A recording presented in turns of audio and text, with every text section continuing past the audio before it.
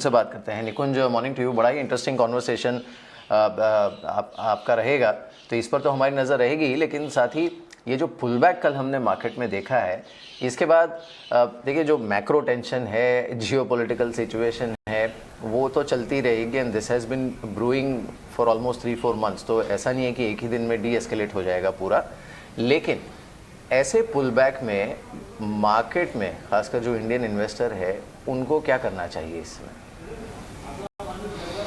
मीर देखिए, एक आसान सा जवाब ये है कि भी लंबी अवधि के इन्वेस्टर्स को इस समय अपनी एसआईपी कैंसिल नहीं करनी चाहिए। मैं बार बार यही बोलता हूँ बिकॉज़ ये पहली बार ये बुल मार्केट टेस्ट करेगा आपको, क्योंकि अभी तक अगर आपने सिप चालू करी तो आपको काफ़ी शानदार रिटर्न मिला है। पहली बार इस बुल मार्केट ने आपके एसआईपी और आपके टेम्परामेंट को टेस्ट करा है।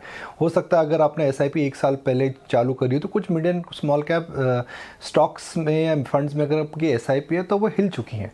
कुछ डेट डोमिनेटेड फंड्स में अगर आपने डाला है तो यही ऊपर आई है, तो जिसकी वजह से रिटर्न्स काफ़ी कम है।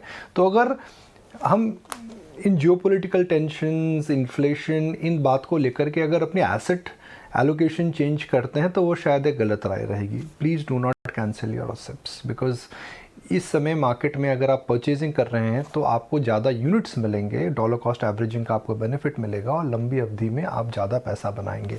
तो एक स्टैंडर्ड एडवाइस, एक बहुत इंपॉर्टेंट एडवाइस, एक इंडिकेटर, एक रिमाइंडर। फिर हम बात करते हैं कल क्या हुआ। देखिए, एक मार्केट ओवरसोल्ड था। एक ओवरसोल्ड मार्केट ने ज़बरदस्त उछाल देखा है। अगर हम निफ्टी की बात करें तो मेरी निफ्टी के अंदर कष्ट नहीं है, हम फुल ईयर के लिए फ्लैट हैं। मगर जो mid and small cap stocks के अंदर जो कंप्रेशन हुआ था, जो बिकवाली हुई थी, जो पिछले हफ्ते और मंडे को जो गिरावट आई थी, क्या वह गिरावट पूरी तरह से रिवर्स हो रही है? मुझे नहीं लगता मीर ऐसा होगा। मुझे लगता है कि मार्केट 1-2 दिन जो गिरे हैं ऑब्वियसली बाउंस मारेंगे टेक्निकल रीजंस की वजह से, मगर जल्दी ही मार्केट उनको डिफरेंशिएट करने लगेगा। मुझे लगता है कि इस कमबैक के अंदर IT could underperform, banks will outperform and energy, cyclicals and industrial stocks will out perform.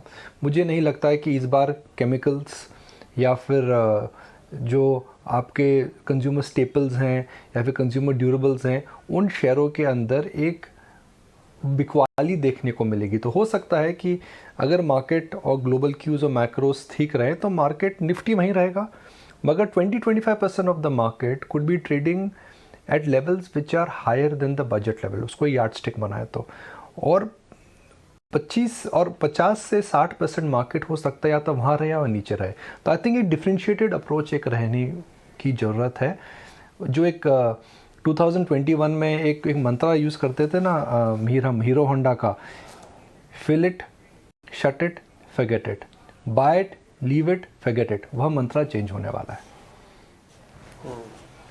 Nikunj, good morning. एक तो आपका क्रूड पे भी हमको टेक चाहिए। क्रूड पे इस समय आपका व्यू पॉइंट क्या है? हालांकि बहुत ज़्यादा गिरावट तो नहीं आई है, लेकिन हाँ फिर भी $2-3 भी टूटता है तो मार्केट उस पर थोड़ा चीयर तो करता है, थोड़ा बहुत रिएक्ट तो करता ही है। इस पर एक बार आपका टेक चाहिए, इसको कैसे हैंडल करें? नहीं भी देखिए, क्रूड में मैं वही आपसे शेयर करूंगा जो मैंने लोगों से सुना है, बिकॉज़ क्रूड को समझना काफ़ी कठिन है क्योंकि इतने ज़्यादा फैक्टर्स उस पर इस समय इम्पैक्ट करते हैं नियर टर्म प्राइसिंग को लेकर के। जियोपॉलिटिकल होते हैं, डिमांड फैक्टर होते हैं, सप्लाई डिमांड होते हैं, तो एक नियर टर्म में इस समय क्रूड कहाँ जाएगा बोलना बहुत मुश्किल है। मगर एक क्रूड की अगर हम क्या कर सकते हैं, हम डिमांड और सप्लाई को मैप कर सकते हैं। अगर हम डिमांड की बात करें तो क्या डिमांड प्री कोविड आ चुकी है? क्या किसी भी कंट्री के अंदर इस समय स्लो डाउन देखने को मिल रहा है? नहीं मिल रहा है। इस साल पूरा एविएशन सेक्टर नॉर्मलाइज हो जाएगा। अगर वो नॉर्मलाइज हो जाएगा तो क्रूड की डिमांड प्री कोविड लेवल पर आ जाएगी। क्या क्रूड की सप्लाई इस समय प्री कोविड आ चुकी है? जी नहीं। अगर ओपेक प्री कोविड लेवल्स तक भी अपनी सप्लाई ले जा पाएगा तो डिमांड ज़्यादा है, सप्लाई कम है, क्योंकि उनके पास कैपेसिटी नहीं है। पिछले 10-15 साल के अंदर जी क्रूड के अंदर किसी ने क्रूड और मेटल्स और कमोडिटीज़ में निवेश ही नहीं हुआ है। And crude is not like playing a video game कि आपने कॉइन डाला, कल सुबह आपको लाइफ लाइन मिल गई। ये पूरा प्रोसेस होता है, 3-4-5 साल लगते हैं जिसके अंदर आप क्रूड का नेटवर्क आप बनाते हैं। तो क्रूड की सप्लाई इस समय कम है और डिमांड ज़्यादा है। 2 स्विंग फैक्टर हैं डिम्पी। ईरान को लेकर के क्या फाइनल डील होती है और वेनेजुएला का ऑयल कब आएगा, ये दो स्विंग फैक्टर्स है। ये दोनों जो ऑयल प्रोड्यूसिंग नेशंस हैं अभी मार्केट में नहीं है। अगर इनसे सप्लाई आती है तो क्रूड नीचे आ सकता है, मगर अगर सप्लाई रिलेटेड इश्यूज नहीं एड्रेस होते हैं तो क्रूड के प्राइसेस ऊपर रहेंगे और ये हमारे लिए ख़राब बात है। देखिए डिमांड की वजह से क्रूड ऊपर जाता है ना, अच्छी खबर है। क्रूड की डिमांड ऊपर आ रही है, इकॉनमी ग्रो कर रही है, तो एक उदाहरण दिया जाता है जी high crude price good for India. भाई high crude price good for India when demand की वजह से ऊपर जा रहा है। इस समय सप्लाई कंस्ट्रेंट्स है और डिमांड ज़्यादा सप्लाई कम रहेगी, तो क्रूड को लेकर के मुझे लगता है कि जो एक बुलिशनेस थी, मैक्रो पिक्चर थी, उसके अंदर आपको जो ऑप्टिमिज्म था थोड़ा वेन इन करना पड़ेगा। राइट, मॉर्निंग निकुंज, तो एब्सोल्युटली इस फैक्टर को तो ध्यान रखना ही होगा, लेकिन एक बार आपसे समझना चाहते हैं कि इतनी हाई वॉलेटिलिटी को कैसे एक न्यू एज इन्वेस्टर या फिर एक न्यू एज ट्रेडर या फिर जो व्यूअर्स जिन्होंने अभी पार्टिसिपेशन किया होगा पिछले 2 साल में, वो कैसे समझे? आप फ्राइडे को देखें 500 पॉइंट्स बाजार नीचे गिर जाता है, निफ्टी 500 पॉइंट्स आपको मंडे को रिकवर भी हो जाती है।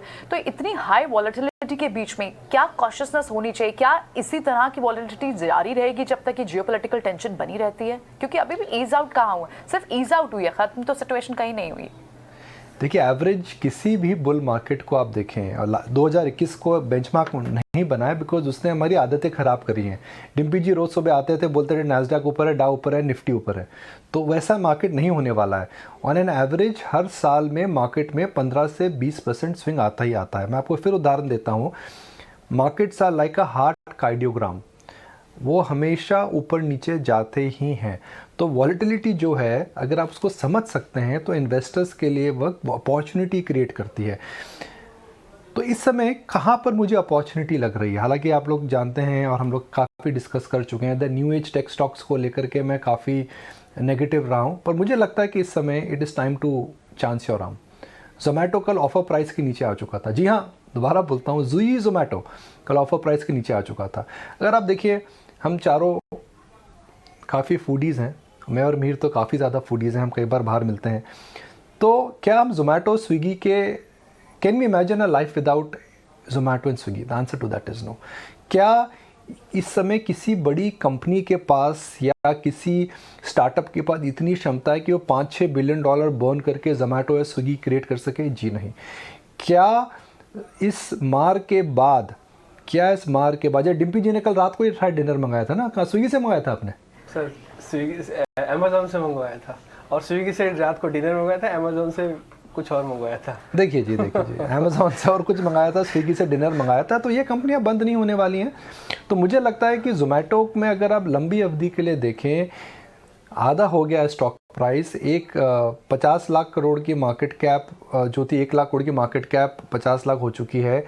किसी कंपनी के पास बर्न की कैपेसिटी नहीं है, यह बिजनेसेस रहेंगे, इनके अंदर एंट्री बैरियर्स क्रिएट हो चुके हैं। तो may be it is time to perhaps look at Zomato. Paytm अभी व्यू बनाना बहुत मुश्किल है, उसका बिजनेस स्थिर नहीं है। नायका अभी भी महंगा है, पॉलिसी बाजार अवॉइड करना चाहिए। तो अगर कोई अपॉर्चुनिटी की बात करे तो मुझे लगता है कि जोमेटो जैसे शेयर में इस समय एक अपॉर्चुनिटी ज़रूर दिख रही है। चलिए ठीक है, सो ये ज़ाहिर तौर पर व्यूअर्स ने नोट किया होगा, आई एम श्योर। निकुंज, शुक्रिया इस एनालिसिस को शेयर करने के लिए और इन सब चीज़ों पर, इन टॉपिक पर इस विस्तार से बात करने के लिए।